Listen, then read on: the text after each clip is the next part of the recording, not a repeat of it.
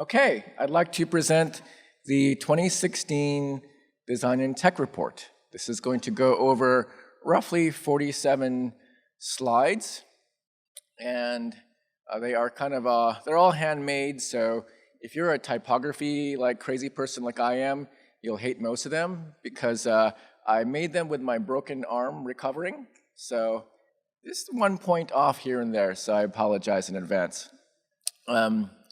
I want to note that over there, Aviv, Justin, and Jackie were instrumental in making sure that there were less errors, and so I appreciate that. Thanks, guys. Okay, so first of all, I've been lucky because I've been asked by a few reporters, why do you need such a report? So what? I mean, design's everywhere. That's not news, you know? Which is kind of good in a way, you know? But I think that this report's goal isn't to say that. This report's goal is to show a picture of basically every part of the design ecosystem as I understand it, in hopes that all of you will use this knowledge for however you might see fit. And I think all of you know in this room, if you're South by Southwesters, you know that the creative people tend to be looked down upon because they're seen as not able to handle things like money or technology. But that's totally changed. So to all of them, I tell people, to all people out there who don't know that, I want to clarify that design isn't just about beauty. It's about market relevance. It's about sound business thinking. I think all of us know that now. Second thing is that M&A activity continues in the design space. Many design firms have been acquired. It's validation that there's value to design. People will say to me, well, big deal, a company was acquired. What does that mean? It means that the capacity to be creative has been turned into a value, which is key. Point out monetary value. Third thing, there's a gap between what is being created in education space versus what is needed in the tech industry. This is something I knew for a long time, but I couldn't sort of point at it. But this report points at it much more clearly. The adoption of design in public companies is growing, and I'll show you something that will, at least for me, I was like, whoa. It means that design's impact in the larger companies is only going to increase. And I'm not sure all of you know my history, but I'm very keen on inclusion as a key element of creative people. Creative people tend to be more inclusive because they have to know more things. They're curious. And so the economic case for inclusion is something I'd like to start with this report. And lastly, because I'm kind of older, I've seen all this stuff happen in the research labs, and I want to give you context to work that's been done since the 1950s that has led to this amazing era we have today. Okay? All right, let's do this. Okay, so it is no question that design is important because if you check any executive survey, you have high numbers. A high number means like close to 90, right? 89% experience is important, 81% experience is important, 90%. These are executives. Now you might say, well, why wouldn't an executive care about the experience aspect of a product? Well, maybe they were focused on other things, primarily the efficiency of something or the financial value of something you can put a number on. But experience is hard to put a number on. So it's important to note that executives are trying to get at this experience quotient, which all of you know who come to South by Southwest. You are all experts at this. You exude experience. You smell experience. You have all of it in you. So that's being sought after now at the executive level. This is unprecedented. And for context in the tech industry, why is that so? I made this slide last year to make a point. It's that 20 years ago, you would barely use computers. You would turn the computer on in the morning and turn it on in the evening, and you would check mail, and it was a crappy experience. It was the ouch experience, ouch, ouch. It wasn't really great. Didn't have to be great because the computer wasn't following you around all day. But as you know, it's following you all around day. You're carrying that thing. So if you keep messing with your phone all day long and it's ouch all day, you just won't tolerate it as a consumer. You're like, no, it's got to be a good experience. Otherwise, I'm not going to use this smartphone. So design has become just a common factor. It has to be well designed. Otherwise, you can't stand it. Imagine getting into a car without seats. That's what computers were before. But now, the cars have nice seats. They're comfortable. They define who you are. Now, last year when we launched the Design and Tech Report, I thought maybe it would get like 50,000 views. But it got like a lot of views, which was really surprising. And also, I think that the true sign that you did well in a report is someone disses you and makes a better report. So some Canadian, Stinson, thank you, made the better version of it, better design per se. So I find it as a kind of a successful outcome. Now, last year's report had 3 predictions, and unfortunately they all came true. So we have to have new predictions. I know. The first one is that M&A activity would increase. Yes, that's true. The second one is that designer-led startups would have success in the capital markets. That's true. And that design in VC would shift, and people in VC would think of design different, less about pretty, more about relevance, more about experience. And I think of as a one little victory, 3 days ago, I was talking to one of the senior partners at Kleiner Perkins who said to me that he had 3 engineers pitch their company. And his immediate reaction was, you need a designer on your core team because your experience just doesn't make any sense. But he added, very importantly, sometimes engineers are pitching companies and they're good designers too. So I want to note that it isn't that you are a designer, so therefore you make a great experience. Engineers can make great experiences. Business people too can make great experiences. It isn't limited to just design. Now, so it's in 5 sections. The first section is numbers. Section is about the new kind of designer, is TBD, to be determined, also technology business design. The third is public company trends. The fourth is design quality, sort of the critical thinking necessary in design. And lastly, final thoughts. Okay, so first 2 points. Design firm acquisitions continue. So, and this is stuff you can like download later to see the numbers. Just the fact that over half have been acquired in the last year is a big deal. Secondly, when you look at the top VC-backed companies, designers are playing more of a role in the tech ecosystem. And lastly, designers in venture capital firms are much more common than they were in the past. This was a chart that I showed last year. It was a kind of a humble chart. I wasn't sure like how many were out there, my first time doing it. And when this launched, I realized I was wrong. People were tweeting at me, oh, John, you forgot this, you forgot that. So if you fill that in, version 1.1 was much more full. If you look at actually the activity since 2015's report, it looks like this, which is kind of like large. And that doesn't work as a visualization, I know. So I made it into one of these type of charts. And I categorize them in three types. One is technology companies on the bottom in the blue. The middle band is consulting services companies, like the Deloittes and McKinseys. And the very top, tippy top in green are the banks acquiring design firms. Now, why is this interesting to me? It's interesting because that middle band of companies, the consulting services companies, serve the boardrooms of America and the world. So they're delivering design to the boardrooms finally, which is quite substantial. And if you think about early insight, Facebook was early in acquiring design firms. Accenture was early as well. But the banks came in, and also McKinsey last year. Deloitte has quietly been doing this for the longest time.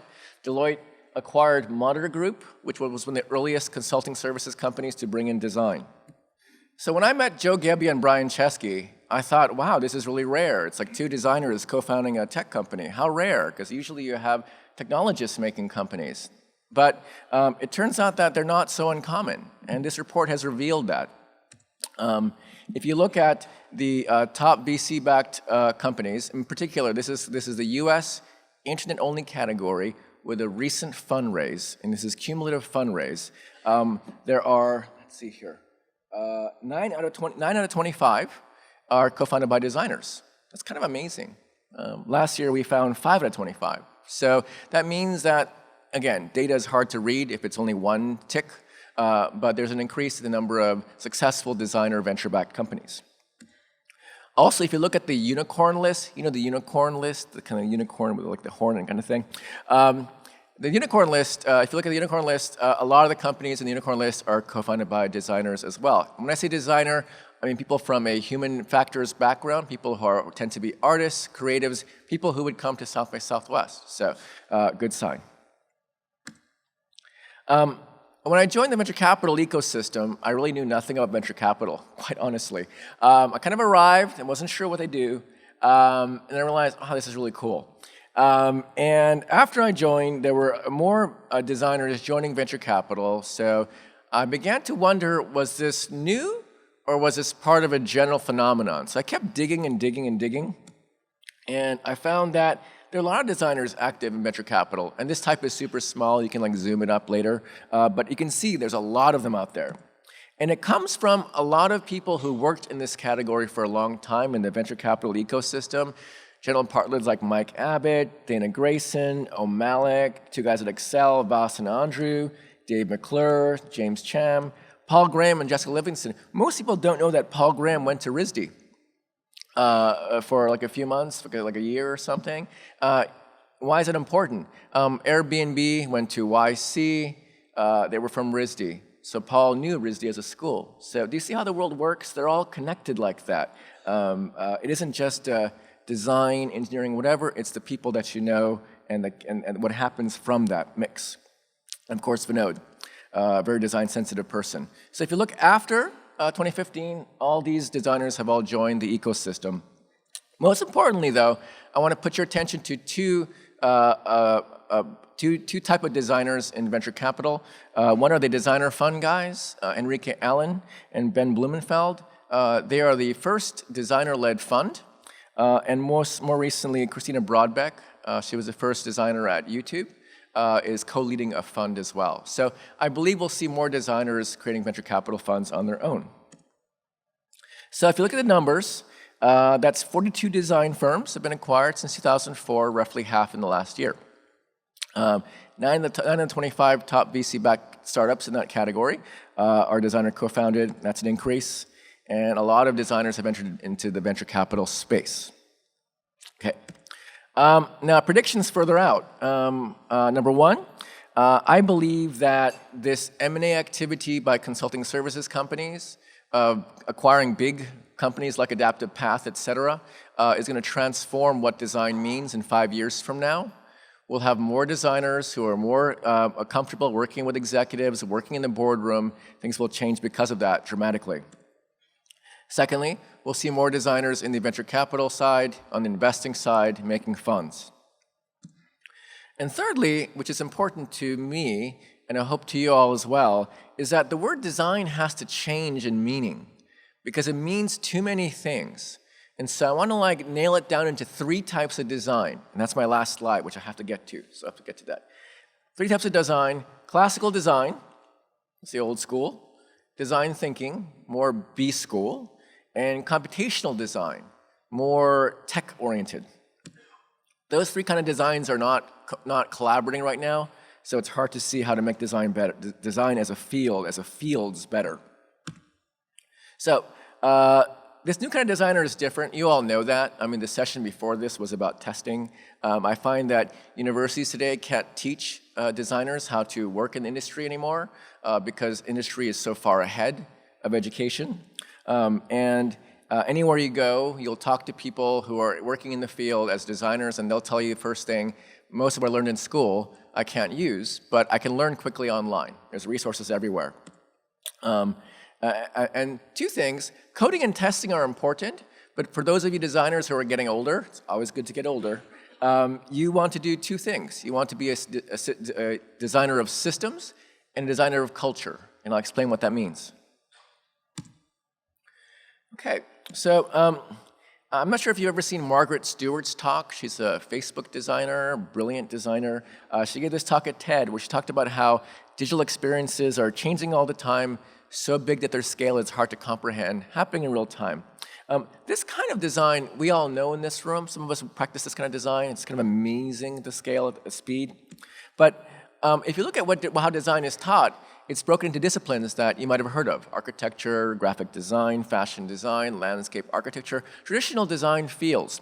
And these are all put in place because there are accreditation bodies that are at the basis of all these schools. So the schools are held back by bodies that keep them the same way as they've been for decades. And so they're very hard to move into the future.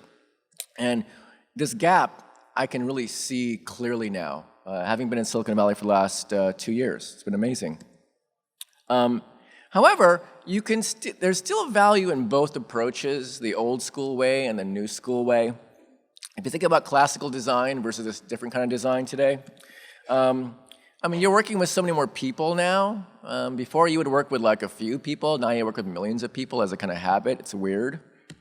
It used to be you would ship something and it would take a while for someone to get angry at you, but now they get angry at you right now. Like, bad. It used to be perfection. I've designed many books. I love designing books because you get to finish it. It's done. When the web came out, I hated it because I could never finish it. It always was editable.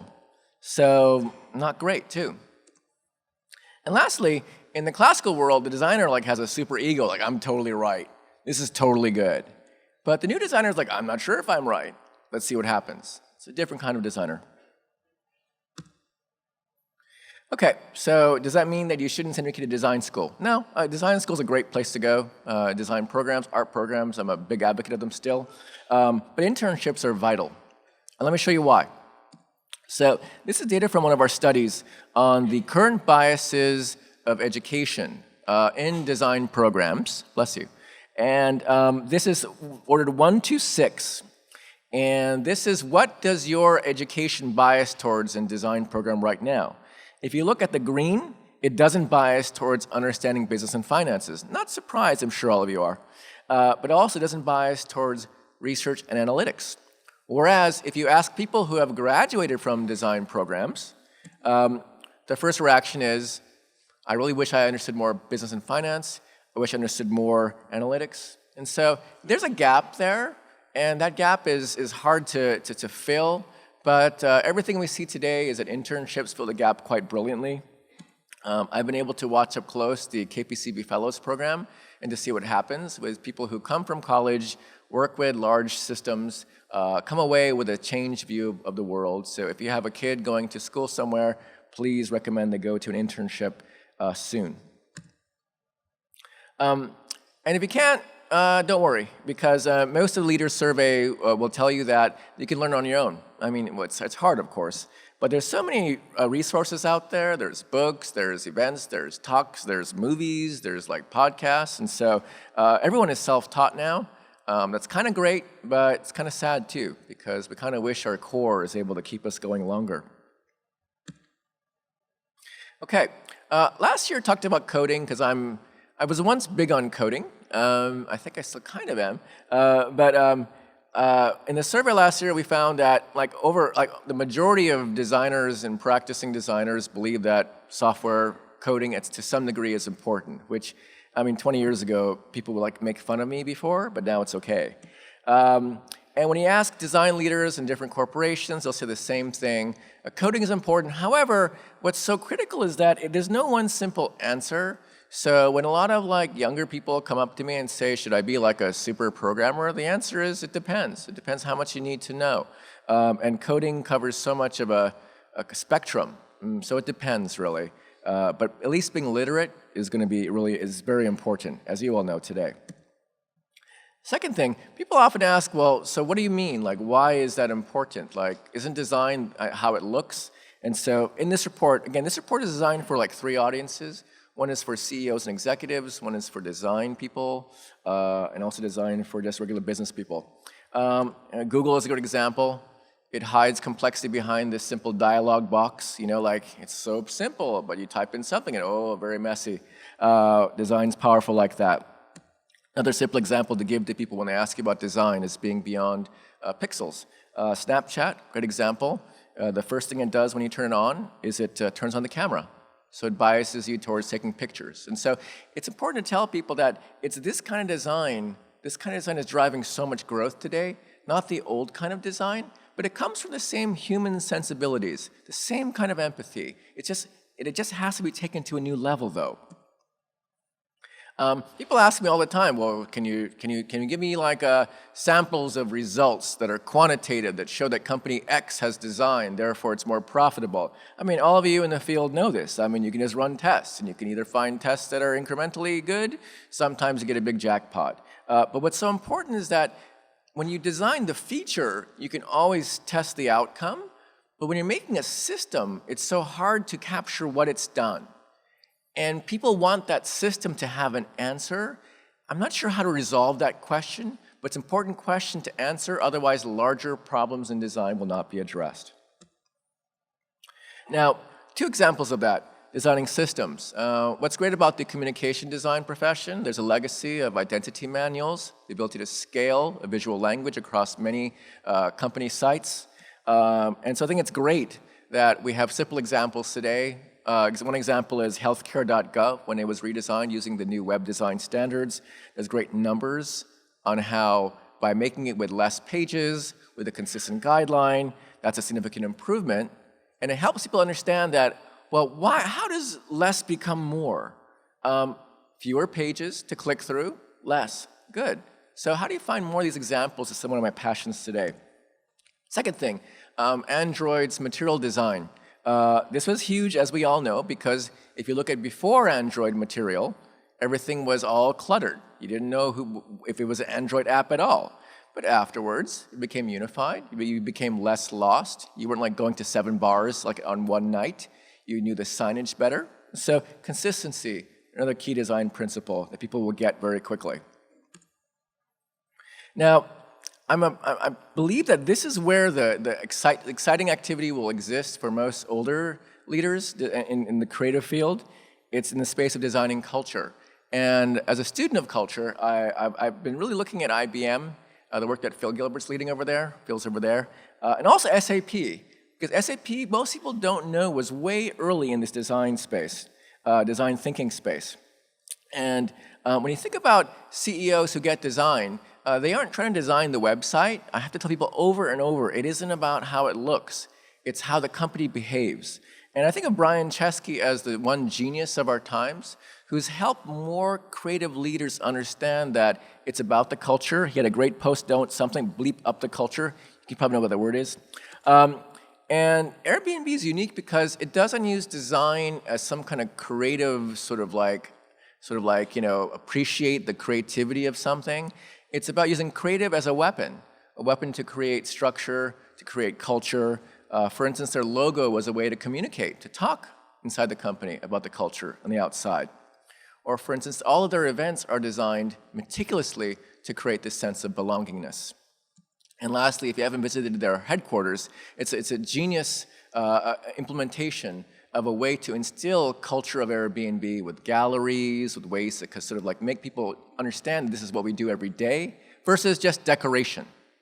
Decoration, like, oh, it's beautiful. Nothing of that. It's all to serve the way to communicate culture in Airbnb. One thing I've been watching a lot is how business schools are probably going to create the most designers out there, which sounds a bit crazy.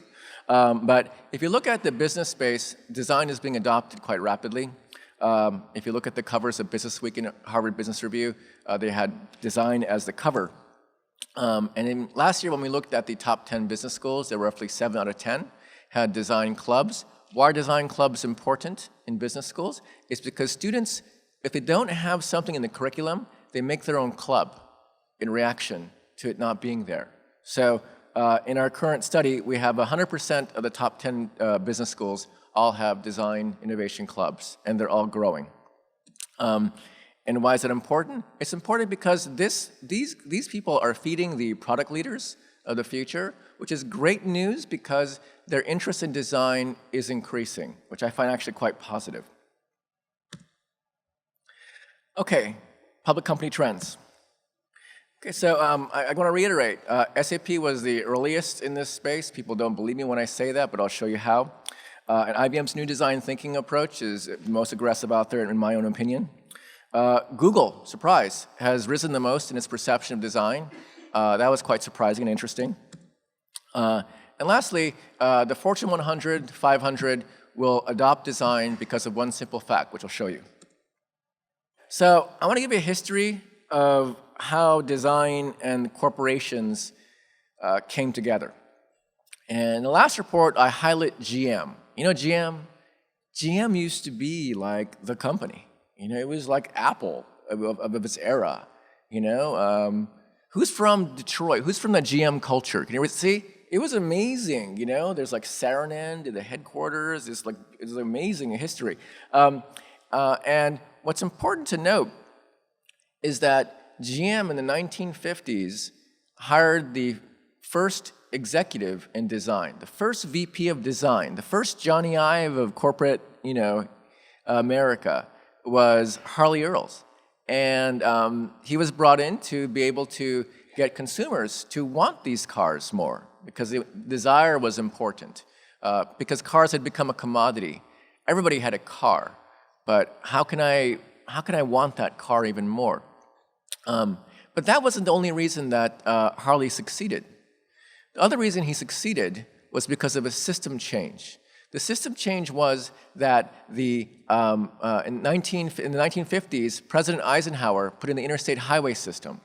So now Americans were traveling longer distances. So now if you got in a car, it had to be more comfortable. Otherwise, you couldn't ride that long. And also, it's my car. It represents who I am. So a system change occurred. Many cars were being adopted for longer distances and comfort. Sounds like the smartphone era, doesn't it? That's what's occurring.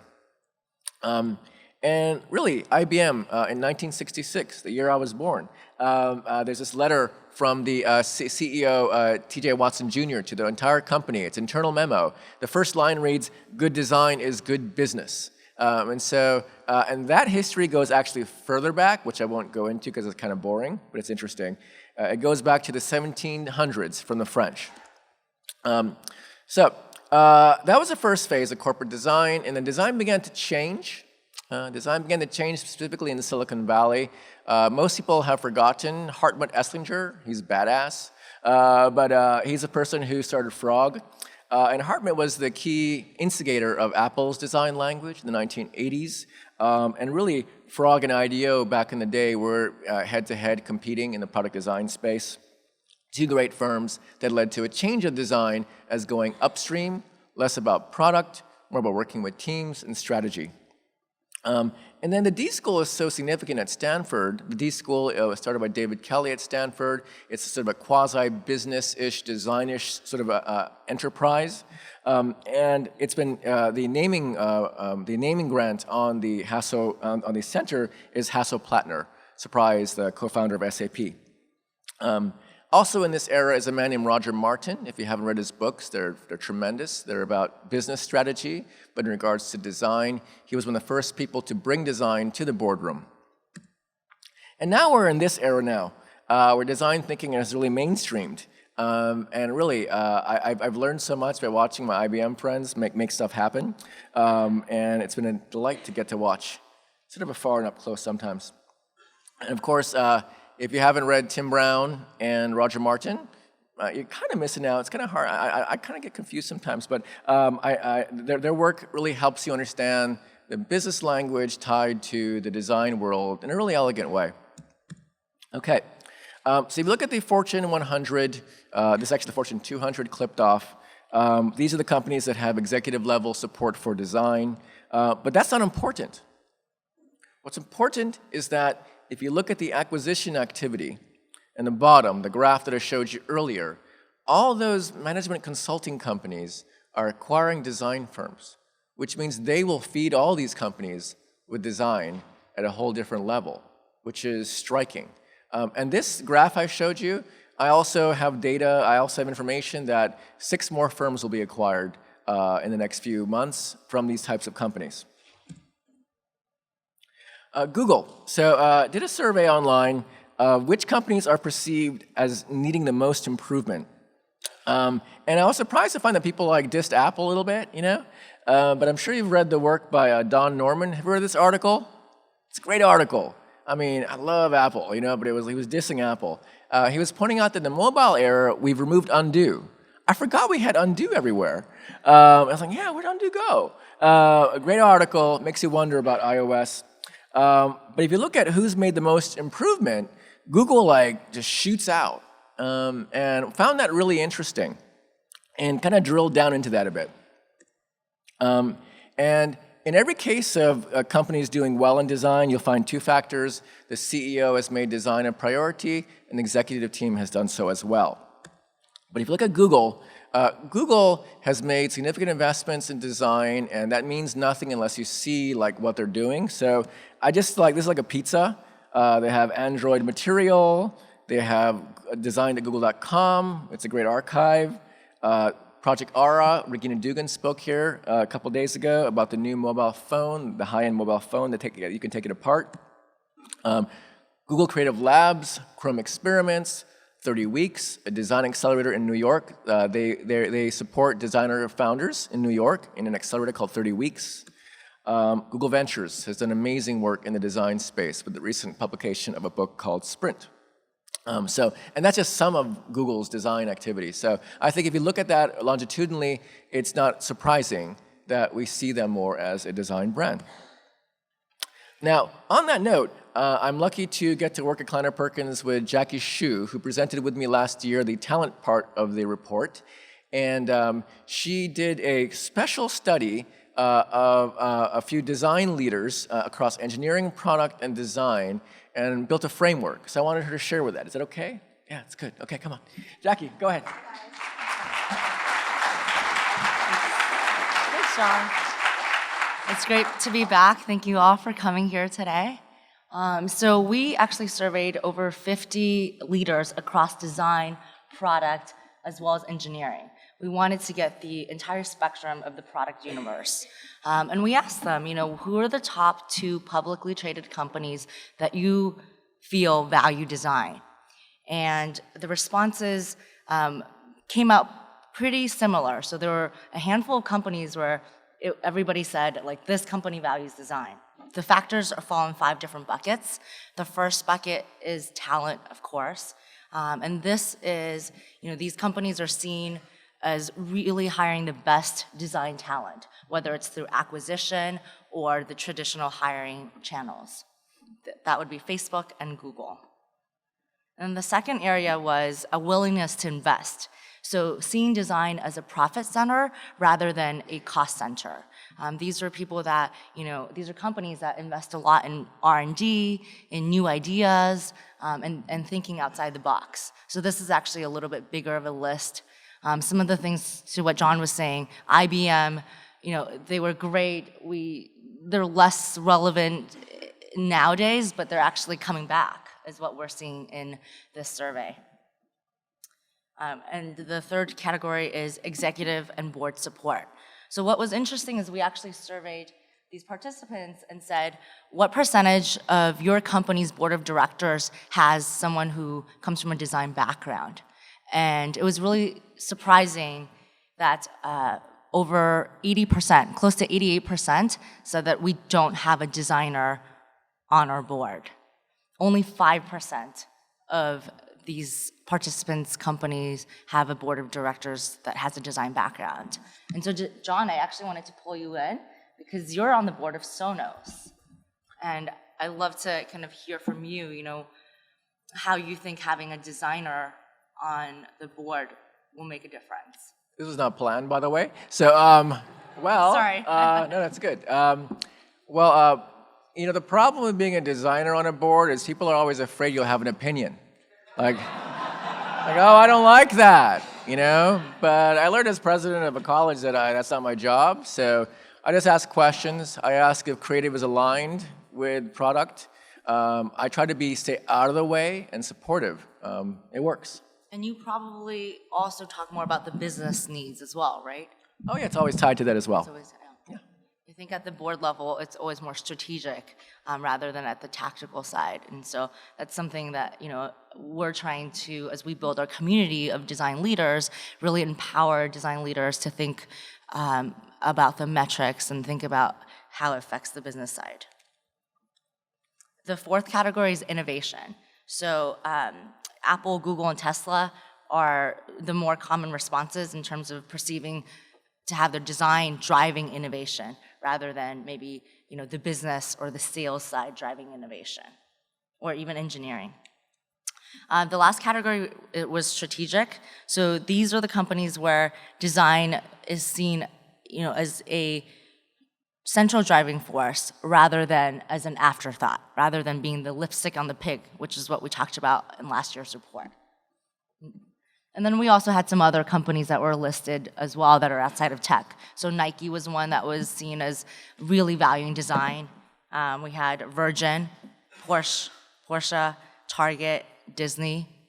And so if you guys have thoughts, please feel free to tweet to us and let us know which companies you think really value design. Thanks. Jackie? All right. Thank you. Okay, so this section I'm really happy about because it was the hardest one, because I wanted to put things that have to do with feeling, feeling, in this report. And this report is shared a lot with different types of people, so it may make them uncomfortable, but it's America. It's this notion that it comes from my experience from the art and design world, where most people who love design, from the financial world or certain worlds that are very non-creative per se, have a problem with art. Like, I don't really get art. This art thing, I don't really get. But I love my Apple phone. I love design. But I don't really get art. It doesn't make me feel good. But my point is that you don't have good design if there isn't great art, because they're connected. Like science needs engineering. Engineering needs science, So art and design are so interlinked. But art deals with the tough things, the things that make you feel uncomfortable. So that's one thing I want to put in this report. So that's what's here as well, that we have to think critically about what we're making in regards to profitability, but also impact. The second thing is that I had the fortune of working with young people for such a big part of my life. And I was always humbled by them because they always were much more optimistic than I ever was. And I had to be more optimistic, And this optimism just persists. And so you can see it in some of the things we're finding out there. And it's quite inspirational. And lastly, you hear a lot about diversity as being an issue in the technology industry.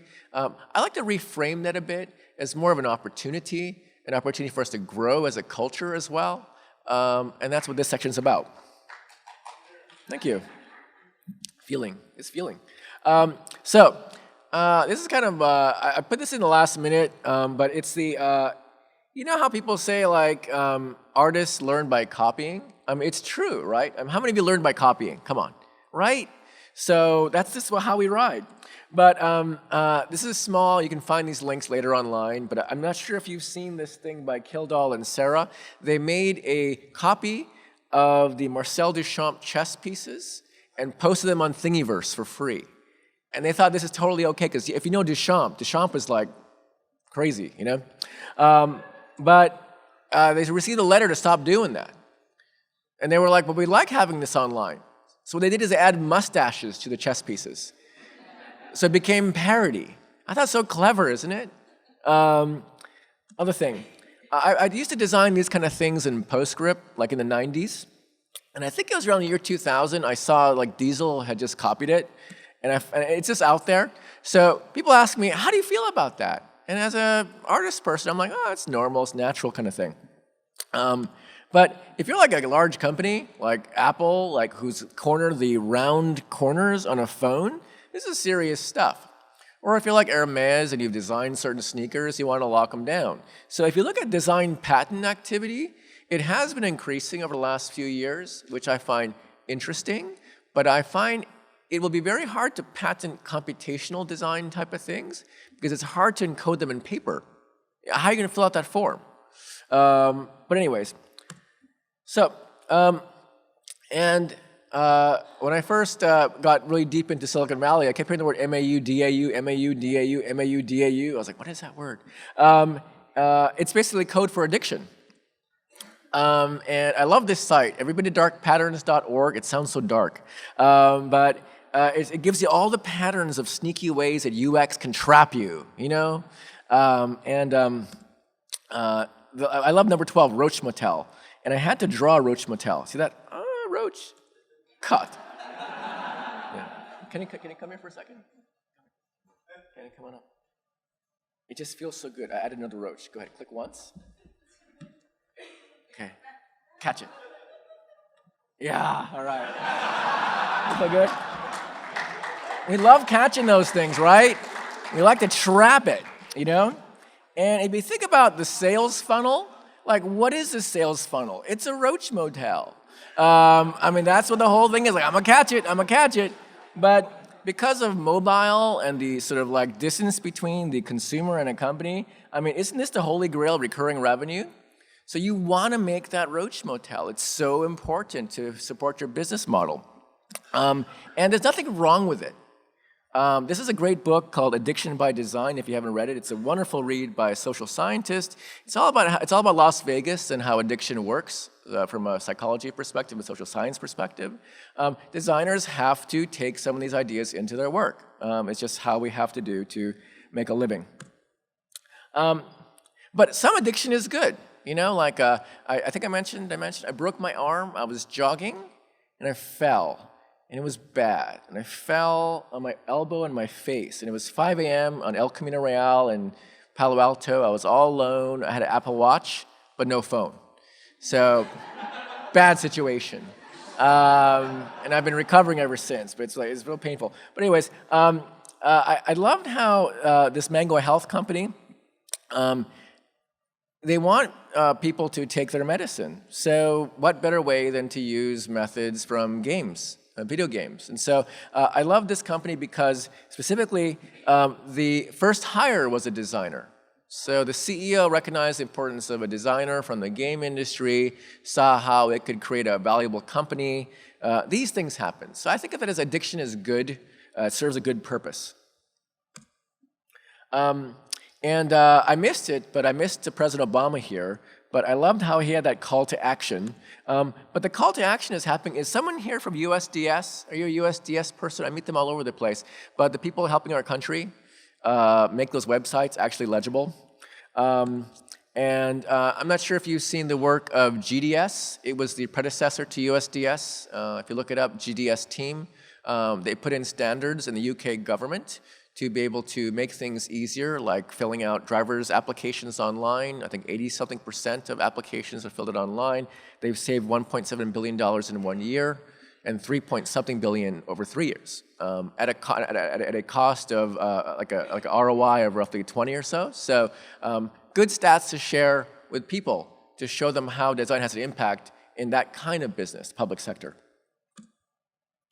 But if you think about it, the thing about addiction aside, you're trying to create trust. You know, I trust you. You know, if I trust you, you'll come into my roach motel. That's what we're all trying to do. We want people to adopt our system, so we have to create trust. And I missed Marcella yesterday. She has some company called Alfred's. Alfred's are in your home, so we had to design a brand that you really blank trust. And Joe Gebbia's talk just went online just a few hours ago. Joe Gebbia, co-founder of Airbnb, he gave a whole talk about how design equals trust. And he isolates it to this curve over here. It's a regular distribution curve, where he was looking at whether or not people would read a review of an Airbnb listing and believe it or not. If it's a short review, like, yo, whatever, people don't want to go to that Airbnb. If it's a long review, like talking about your mother or whatever kind of thing, people don't want to go to the Airbnb. But if it's in a Goldilocks spot, it's when people start to actually believe the reviews. And so he showed how this dialogue box, the length of it, determined the success of Airbnb as a business, which I thought was great. And last year when I was here at South by Southwest, I met a designer who works in the cybersecurity industry. And I've been looking at cybersecurity because it's a space of complex information. It's a frontline kind of issue.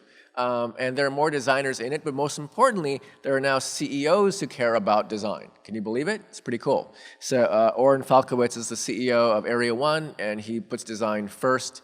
And so you'll see more of this design used in healthcare, security, places where you wouldn't expect design to show up.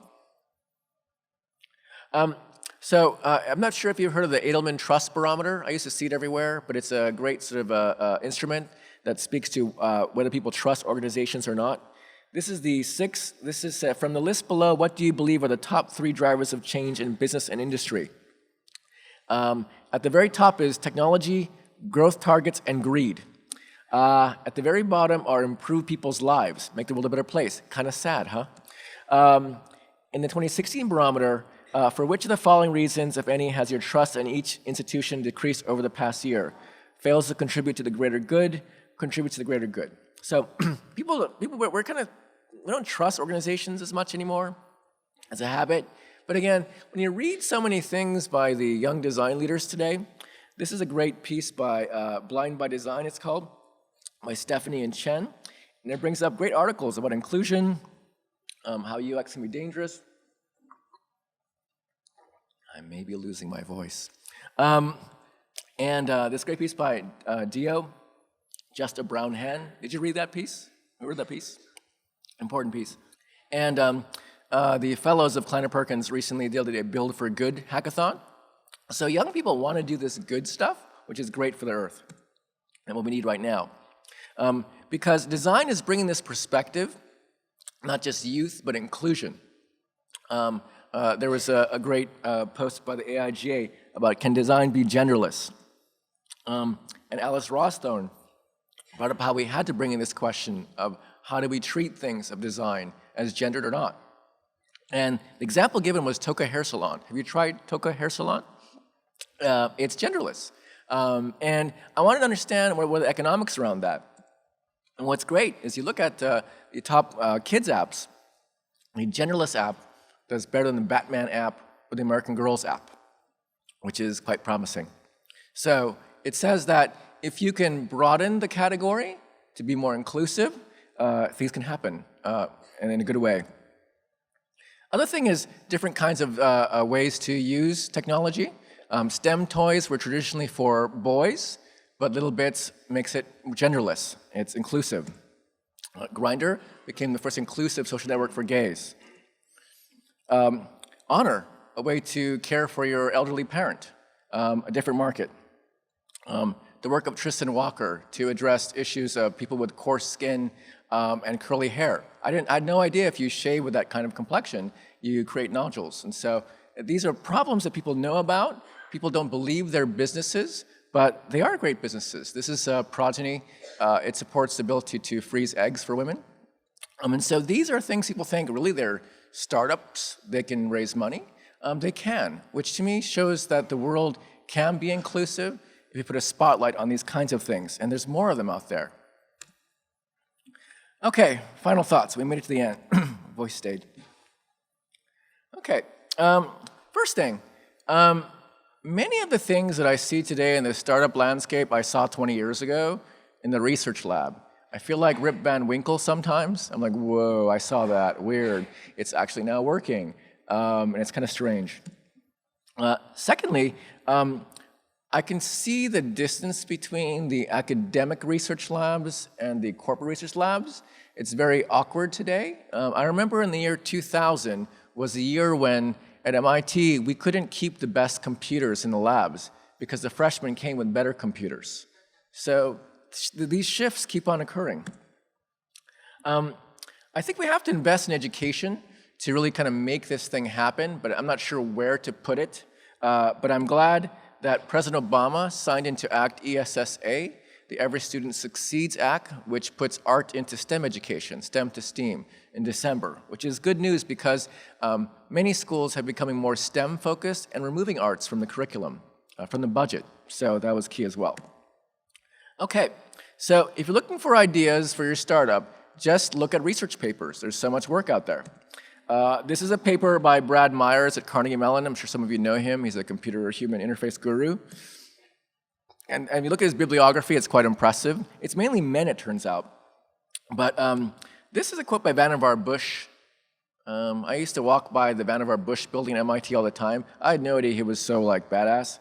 But he said, in 1945, consider a future device for individual use, a sort of mechanized private file and library in which an individual stores all his books, records, and communications, consulted with exceeding speed and flexibility. Whoa.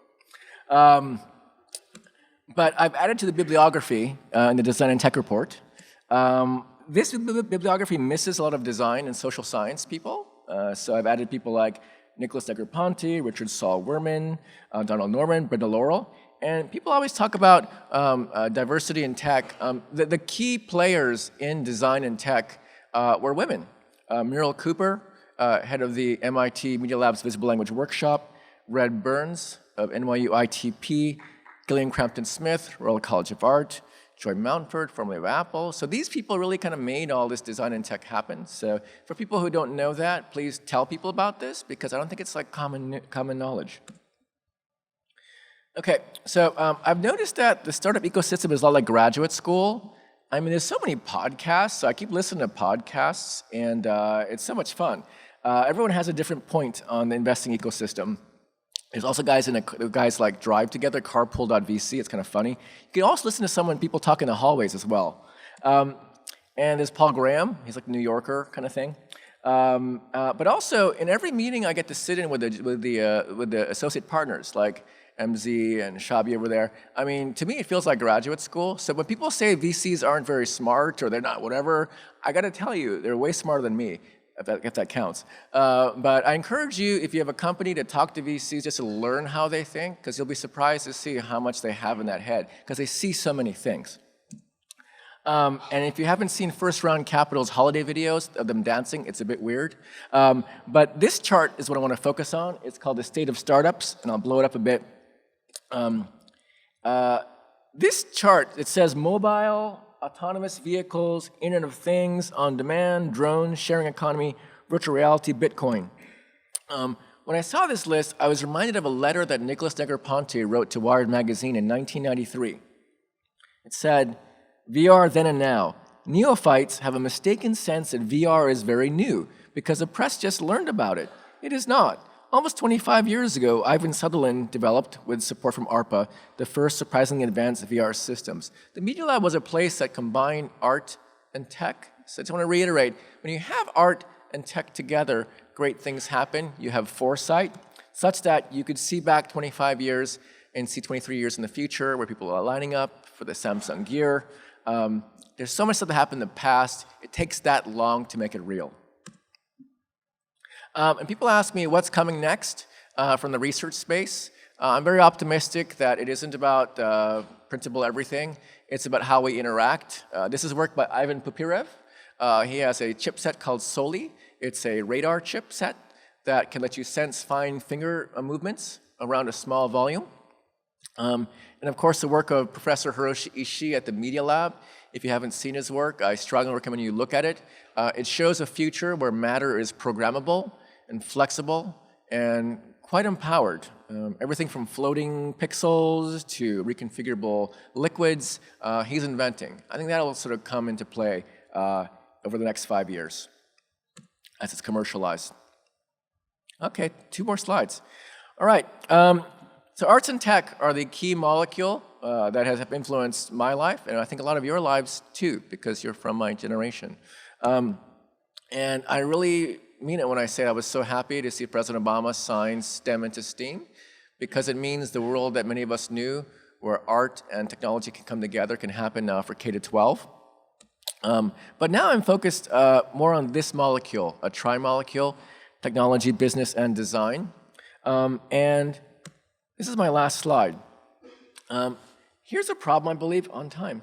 The problem is that there are 3 kinds of design that we talk about, but we talk about them as if they were the same. The first kind of design is classical design.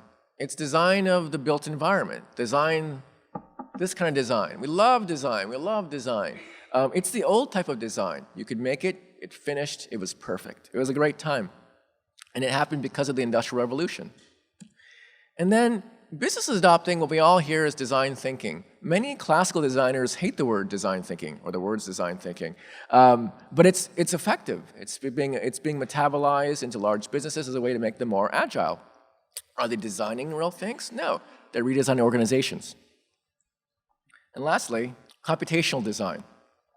This is the area of using algorithms, scale to achieve these kinds of systems that we make because we have computation. This is an area that's been around for a long time, but now it's actually become real because of all of your work. These three kinds of designs are all different kinds of designs. And it's people who can do two that'll benefit in the future. Doing all three is hard, but I recommend you try. Okay, a lot of people helped in this report, and thank you, we're on time.